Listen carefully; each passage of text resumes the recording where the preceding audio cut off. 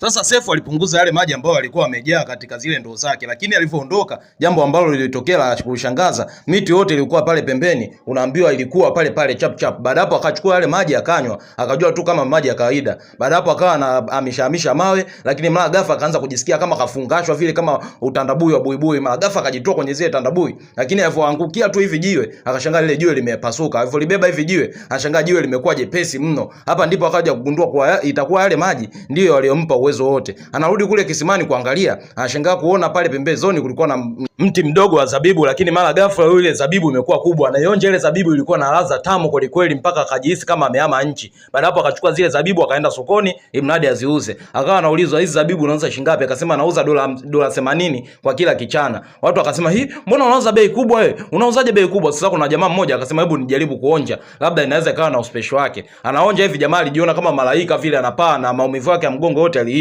Baada hapo akasema hizi zabibu ni za kimiujiza. Watu wakadhani yule itakuwa ni tapeli mwenzie. Jamaa mwingine naye anaonja, akajiona kama vile anapaa. Baada hapo akaanza kugombaniana kununua zile zabibu. Kuna jamaa mmoja naye akaja akanunua zile zabibu, akampelekea bilionea mmoja. Alivyokula akajiona kama mfalme vile. Sasa hapa akasema hizi zabibu umenunua wapi? Hebu nenda kanunue zabibu kama hizi zote ambazo unazikuta ile eneo. Sasa jamaa leo akafikiria ni pande za ugani, akaweka hapa mbegu za nyanya. Baada hapo akamwagia yale maji ya kisimani. Alafu lala, baadaye anakuja kuamka, anashangaa pale kuona lile shamba, sehemu ambapo kulikuwa ni pakavu, pamejaa miti kibao. Sasa hapa akabaki kujiuliza hii inawezekanaje? Baada hapo akachukua zile nyanya akazipeleka sokoni. Hapa sasa hivi akawa anauza nyanya moja kwa dola 20. Sasa pale majirani ambao walikuwa wanauza nyanya wote wakaanza kumchukia, wakaanza kusema kwa nini hizo nyanya uuze bei kubwa hivyo? Sasa yule jamaa jana akarudi pale akamwambia hivi zile zabibu bado nazo, lakini akamwambia sina zile zabibu ila nina nyanya. Jamaa hivyo onje hivi akajiona kama yuko sehemu anapati vile. Akasema hizi nyanya ni tamu kweli kweli, na kuna bilionea mmoja ndo kanituma. Unauza shilingi ngapi? Akamwambia nauza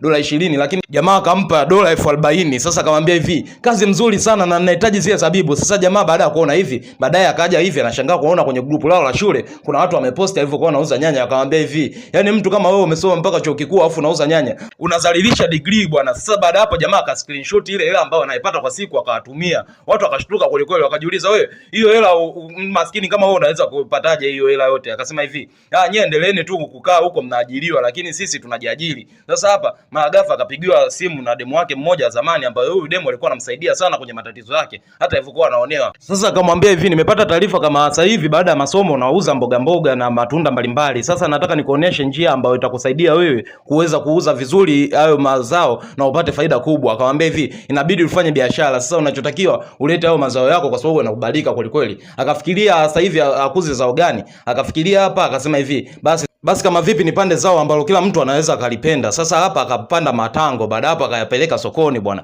Yule demo akafika pale akamwambia mazao yangu ni hapa. Akasema matango. Sasa tango moja unauza dola 50. Nani atanunua matango haya? Akamwambia wewe usiseme hivyo bwana, chukua moja hapo uonje, afu baada hapo utaniambia wewe unanunua shilingi ngapi. Hivyo onje pale. Akajiona kama vile uko kwenye bustani ya matango. Mara ghafla kuna gari ya kifahari ikafika pale, ambapo dada yake mmoja alikuwa ni tajiri kweli kweli, ndo aliyefika pale. Baada hapo akamwambia hebu acha hii biashara ya kuuza mboga na matunda sio hadhi yako. Lakini kila akikumbuka huyu dada alivyomtesa, jamaa akakataa kabisa kurudi nyumbani. Akamwambia mimi siwezi kurudi nyumbani, na kwa biashara yangu ambayo nimeifungua hapa matunda na mboga inaniwezesha mimi kupata pesa mbalimbali na ninaweza nikaja kuwa tajiri. Watu wote wakasema huyu itakuwa anaota. Nani atakaye kubali kununua matango kwa bei yote hiyo dola 50? Lakini watu ambao washai kununua vitu vya pale wakamwambia wewe dada, wewe hujawahi kununua vitu vya hapa ndio maana unaongea hivyo, hebu ujaribu kula. Yule dada akachukua lile tango, baada hapo akalingata bwana. Baada ya kungata akaona yupo kama yuko disco vile, watu wanakuja wanamshikashika. Akasema